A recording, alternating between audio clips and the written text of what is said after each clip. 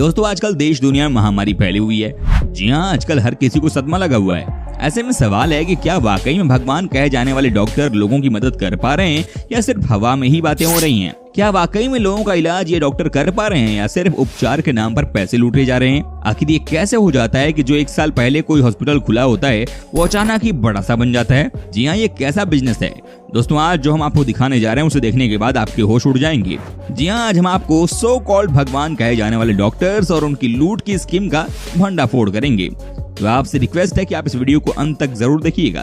तो चलिए शुरू करते हैं आज का नया एपिसोड। दोस्तों वो जमाना गया जब कहा जाता था कि डॉक्टर तो ईश्वर का रूप होते हैं। जी हाँ, दुनिया और अपने देश में जो इस समय हालत है उसे देखकर कोई यही कहेगा कि बस ये समय निकल जाए। लेकिन क्या आपको पता है कि इस सब के बीच में कोई ऐसा भी है जो कि अपनी जेब भरा जा रहा है? जी हाँ, ये कोई और नहीं बल्कि डॉक्टर्स ही हैं। जी हाँ, ये अस्पताल वाले ही हैं। ये है यहाँ की रियलिटी। आपको बता दें कि इस समय देश की स्थिति कितनी खराब है ये तो हम जानते ही हैं, लेकिन आप सोचिए कि इस समय भी कोई अगर इलाज के नाम पर पैसे ही बनाता रहे तो उसके बारे में क्या ही कहा जाएगा। जी हाँ, क्या आप कहेंगे ऐसे अस्पताल को और ऐसे घटिया सोच रखने वाले डॉक्टर्स को? लेकिन यही आजकल की सच्चाई है। दोस्तों आपको बता दूं कि जब महामारी फैली थी तब ऐसा लगा था कि सब कुछ दिनों में ठीक हो जाएगा, लेकिन अब की स्थिति तो बताने के लिए काफी है कि यहाँ पर अब कुछ भी नहीं हो सकता, क्योंकि मानवता खत्म हो चुकी है। यहाँ तो जिसे बीमारी नहीं होती है उसे ही बीमार बताकर 6 से 8 लाख का बिल बना दिया जाता है। साथ ही दोस्तों आपको बता दूं किसी बीच में कई ऐसे केसेस भी आए हैं जहां पर कि ये बात सामने आई है कि जिसे कोई बीमारी थी ही नहीं उसे भी अस्पताल वाले बेड पर लेटाकर 20 से 25 दिन आराम से रखते हैं और उसके बाद मोटा बिल बनाकर उसे घर भेज देते हैं। जी हाँ, ये है आजकल के डॉक्टर्स एंड हॉस्पिटल की सच्चाई।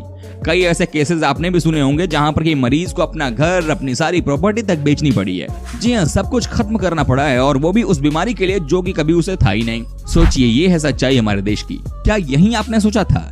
क्या इसी बात के लिए इन्हें भगवान कहा जाता है? लेकिन आखिर ये लोग कैसे आम आदमियों को लूटते हैं, आइए हम आपको बताते हैं। ये बहुत बड़ा गैंग है जो ये काम करता है। दोस्तों आपको बता दें कि एक्चुअली में होता ये है कि आपने देखा होगा कि कैसे गांव में और छोटे छोटे कॉलोनी में कई सारे झोले छाप डॉक्टर बैठे होते हैं। जी हाँ, ये लोग ही रैकेट के सबसे बड़े अपराधी होते हैं।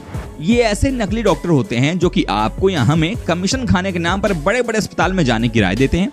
कई पढ़े लिखे लोग तो इनकी चाल को समझ जाते हैं, लेकिन हर कोई इतना तेज कहाँ होता है। जी हाँ, गांव के लोगों को ये डॉक्टर पागल बनाकर बड़े बड़े अस्पताल में भेज देते हैं और बाद में वही अस्पताल वाले इन्हें लूट लेते हैं। ये है यहाँ की सच्चाई। आज जो महामारी चल रही है उसमें भी कुछ ऐसा ही देखने को मिल रहा है। जी हाँ, आप देखिए ना कैसे लोग परेशान हो रहे हैं और अस्पताल वाले जेब भर रहे हैं।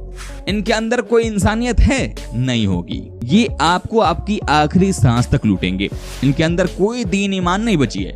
ये किसी की भी जान ले सकते हैं, ये किसी को भी परेशान कर सकते हैं और अगर इनका मन साल में 1 या 2 बार पसीज गया तो यही गांव में जाकर धर्म के नाम पर कैंप लगाते हैं। लेकिन सच्चाई क्या है दोस्तों, ये किसी को बताने की कोई जरूरत नहीं है। ये बात तय है कि आज के दिन में ये अस्पताल वाले दबा कर लोगों को पागल बना रहे हैं और पैसे कमा रहे हैं। दोस्तों इतना ही नहीं, ये शहर के कई निजी अस्पताल लाभार्थी मरीजों से वसूली के अलावा इंश्योरेंस कंपनी से ठगी करने में जुटे हैं। एक ऑपरेशन करके अलग अलग बीमारियों के 3 क्लेम उठाने और जनरल वार्ड के भर्ती मरीज को आईसीयू में दिखाकर क्लेम उठाने के मामले सामने आए हैं। निजी अस्पतालों की ये गड़बड़ियां इंश्योरेंस कंपनी के फिजिकल वेरिफिकेशन में सामने आई हैं। निजी अस्पताल संचालक फर्जीवाड़ा छुपाने और झूठा क्लेम उठाने के लिए चौंकाने वाले तरीके आजमाते हैं। भामाशाह योजना के वेब पोर्टल पर मरीजों के गलत नंबर दर्ज कर देते हैं। इससे इंश्योरेंस कंपनी मरीज से इलाज से संबंधित जानकारी नहीं रख पाती है। इसके अलावा एक ऑपरेशन कर अलग अलग पैकेज में कई क्लेम उठाने के तरीके अपनाते हैं। योजना से नहीं जुड़े अस्पताल में मरीज का इलाज और योजना में शामिल अस्पताल में भर्ती दिखाकर क्लेम उठाने के मामले सामने आए हैं। निजी अस्पतालों की लगातार ऐसी शिकायतें मिलने पर इंश्योरेंस कंपनी ने सतर्कता बढ़ा दी है। निजी अस्पतालों में इलाज लेने वाले लाभार्थी मरीजों से जानकारी लेने के लिए घर घर कोऑर्डिनेटर भेजकर जानकारियां इकट्ठी कराई जा रही हैं। आप समझिए कि खेल कितना बड़ा है। दोस्तों हमारे देश के कई जिले ऐसे भी हैं जहाँ के सरकारी अस्पताल में आईसीयू की सुविधा नहीं है और न ही इसको लेकर किसी तरह का प्रशासनिक पहल किया जा रहा है। प्रशासनिक अनदेखी का नतीजा ये है कि निजी अस्पतालों में आईसीयू एवं पीआईसीयू सुविधा के नाम पर मरीज ठगे जा रहे हैं। अधिकतर अस्पतालों के कमरे में पर्दा लगाकर एसी, मॉनिटर, ऑक्सीजन पाइपलाइन एवं कुछ बेड दिखाकर मरीजों का दोहन किया जा रहा है। आईसीयू और पीआईसीयू के नाम पर 3000 से 8000 रुपए प्रतिदिन वसूली की जाती है। ऊपर से प्रतिदिन दवाई, जांच, डॉक्टर का विजिट का खर्चा अलग से, जबकि न तो उन आईसीयू में विशेषज्ञ चिकित्सक मौजूद होते हैं और न ही वेल ट्रेंड कर्मी। मरीजों का वहां भगवान भरोसे इलाज होता है। आपात स्थिति में जब मरीजों की स्थिति ज्यादा खराब हो जाती है तो उन्हें वहां के बड़े अस्पतालों में रेफर करके अपनी जान छुड़ा ली जाती है।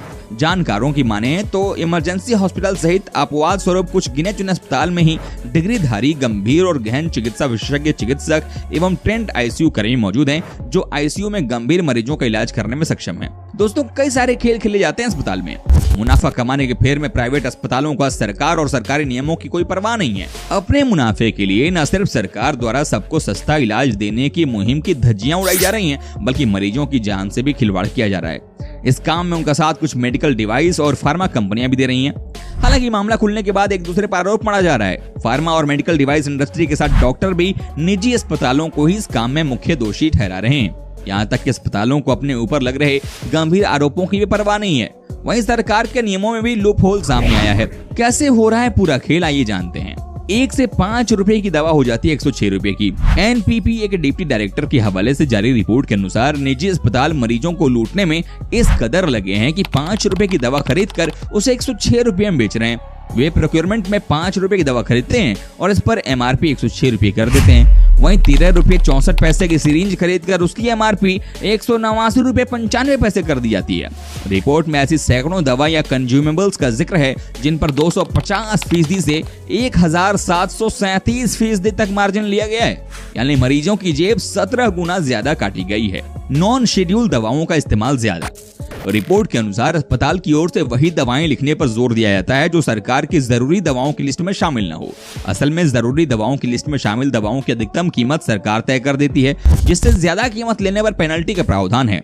इससे बचने के लिए अस्पताल लिस्ट में शामिल दवाओं की बजाय नॉन शेड्यूल्ड दवाओं को बेचते हैं, जिनमें एमआरपी से खिलवाड़ करने की छूट मिल जाती है। नियमों का ऐसा निकाला तोड़। अस्पतालों को सरकारी कड़ाई का भी डर नहीं है। इसी वजह से वे उन दवाओं पर भी एमआरपी बढ़ा देते हैं जिनकी रिटेल प्राइस सरकार ने तय की है। दूसरी ओर कुछ फार्मा कंपनियां चालाकी करते हुए शेड्यूल दवाओं के ही बेस पर न्यू ड्रग्स या एफडीसी बना रहे हैं, जो प्राइस कंट्रोल के दायरे से बाहर आ जाते हैं। मुकदमेबाजी का भी डर नहीं। ओवर चार्जिंग के मामले में सरकार दवा कंपनियों पर पेनल्टी लगाती है। कंपनियों से एक्स्ट्रा रकम वसूलने का प्रावधान है, लेकिन इसके बाद भी कुछ कंपनियां बिना डरे ओवर प्राइसिंग कर रही हैं। एक रिपोर्ट के मुताबिक ओवर चार्जिंग के कुल मामलों में 90% मामलों में तो मुकदमेबाजी ही चल रही है। 2600 करोड़ रुपए से ज्यादा बकाया है जो सरकार को दवा कंपनियों से वसूलने हैं। ज्यादातर मामले ऐसे ही खींचते जाते हैं। इस वजह से कंपनियां बार बार ऐसा कर रही हैं। बिगड़ सकता है इंडस्ट्री का economics. Association of Indian medical device industry के फाउंडर और फोरम कोऑर्डिनेटर राजीव नाथ ने माना है कि निजी अस्पतालों की इस लूट में कुछ मेडिकल डिवाइस कंपनियां भी शामिल हैं। हालांकि उनका कहना है कि पूरी इंडस्ट्री की इमेज सिर्फ गिनी चुनी कंपनियां ही बिगाड़ रही हैं, जो मुनाफे की लालच में निजी अस्पतालों के दबाव में आकर एमआरपी से खिलवाड़ कर रही हैं। उनका कहना है कि हमारी ओर से साफ संदेश है कि वे कंपनियां ऐसा करना बंद करें, नहीं तो सरकार स्टेंट की तर्ज पर कई उपयोगी मेडिकल डिवाइस के दाम 70 से 80% कम कीमत पर तय कर सकती है। ऐसा होता रहा तो इंडस्ट्री का पूरा इकोनॉमिक्स ही बदल जाएगा। सरकार की ओर से भी है लूप होल। इंडस्ट्री के जानकारों का मानना है कि बिना सरकारी लूप होल के ये खेल नहीं चल रहा है। सरकार दवाओं के दाम तो तय करती है, लेकिन उसकी मॉनिटरिंग के लिए कोई ऐसा मजबूत सिस्टम नहीं है जिसमें मैन्युफैक्चरर्स में डर बने। वहीं सरकार अब तमाम प्रोडक्ट पर ट्रेड मार्जिन तय नहीं कर पाई है। मेडिकल डिवाइस इंडस्ट्री लगातार ट्रेड मार्जिन तय करने की मांग कर रही है। अगर ऐसा होता है तो खुद ही एमआरपी के खेल पर रोक लग जाएगी। फार्मा इंडस्ट्री ने अस्पतालों पर मढ़ा दोष।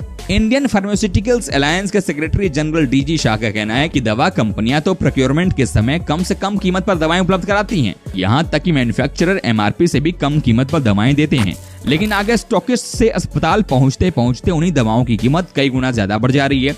इस काम में निजी अस्पताल दोषी हैं जो अनएथिकल मार्केटिंग प्रैक्टिस में लगे हैं। खराब हो रही घरेलू फार्मा इंडस्ट्री की इमेज। शाह का कहना है कि अगर सरकार को लगता है कि कोई दवा कंपनी दोषी है तो उस पर एक्शन ले, इससे स्थिति ज्यादा साफ होगी।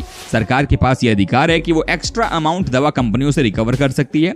हालांकि उन्होंने ये साफ किया कि तकरीबन सभी दवा कंपनियां तय रेट पर ही दवा बेच रही हैं, लेकिन एमआरपी को लेकर अस्पतालों पर कोई कंट्रोल नहीं है। वहीं अस्पतालों की इस हरकत के चलते इंडियन फार्मा इंडस्ट्री की इमेज न केवल इंडिया बल्कि पूरी दुनिया में खराब हो रही है। अस्पताल जाने से पहले क्या आपको अपने अधिकार पता हैं? डॉक्टर और मरीज का रिश्ता खास होता है, जहां डॉक्टर मरीज की ओर से कई फैसले लेता है। स्वास्थ्य सेवाएं देने वाले अस्पताल medical clinic consumer protection act के अंदर आते हैं। अगर डॉक्टर की लापरवाही का मामला हो या सेवाओं को लेकर कोई शिकायत हो तो उपभोक्ता हर्जाने के लिए उपभोक्ता अदालत जा सकते हैं। भारत में मेडिकल काउंसिल ऑफ इंडिया की जिम्मेदारी है कि वो ये सुनिश्चित करे कि doctor code of medical ethics regulations का पालन करें, लेकिन आरोप है कि कई मामलों में ऐसा नहीं होता है। इमरजेंसी मेडिकल मदद का अधिकार। अगर कोई व्यक्ति नाजुक स्थिति में अस्पताल पहुंचता है तो सरकारी और निजी अस्पताल के डॉक्टरों की जिम्मेदारी है कि उस व्यक्ति को तुरंत डॉक्टरी मदद दी जाए। इसका मतलब है सांस लेने में आ रही किसी दिक्कत को हटाना, खून के नुकसान की जांच करना, नसों के माध्यम से मरीज को तरल पदार्थ देना आदि। खर्च की जानकारी का अधिकार। सभी मरीजों को जानकारी दी जानी चाहिए कि उनको क्या बीमारी है और इलाज का क्या नतीजा निकलेगा। साथ ही मरीज को इलाज पर खर्च, उसके फायदे और नुकसान और इलाज के विकल्पों के बारे में बताया जाना चाहिए। इलाज और खर्च के बारे में जानकारी अस्पताल में स्थानीय और अंग्रेजी भाषाओं में लिखी होनी चाहिए। अगर अस्पताल एक पुस्तिका के माध्यम से मरीजों को इलाज, जांच आदि खर्च के बारे में बताए तो ये अच्छी बात होगी। इससे मरीज के परिवार को इलाज पर होने वाले खर्च को समझने में मदद मिलेगी। मरीज के अनुरोध पर अस्पताल को लिखित में खर्च के बारे में जानकारी देनी चाहिए। दोस्तों, उम्मीद करता हूं कि आपको हमारा ये एपिसोड पसंद आया होगा। साथ ही दोस्तों, अगर आपको इस वीडियो पर कोई राय देनी है तो आप हमें कमेंट कर सकते हैं। हमें आपके कमेंट का रहता है इंतजार। और हाँ, अगर आप हमारे चैनल पर नए हैं तो प्लीज चैनल को सब्सक्राइब जरूर कर दीजिएगा, क्योंकि हम आपके लिए रोज इस तरह की वीडियो बनाते रहते हैं। दोस्तों, अपना ख्याल रखिएगा। मिलेंगे अगले एपिसोड में, तब तक के लिए take care and bye bye.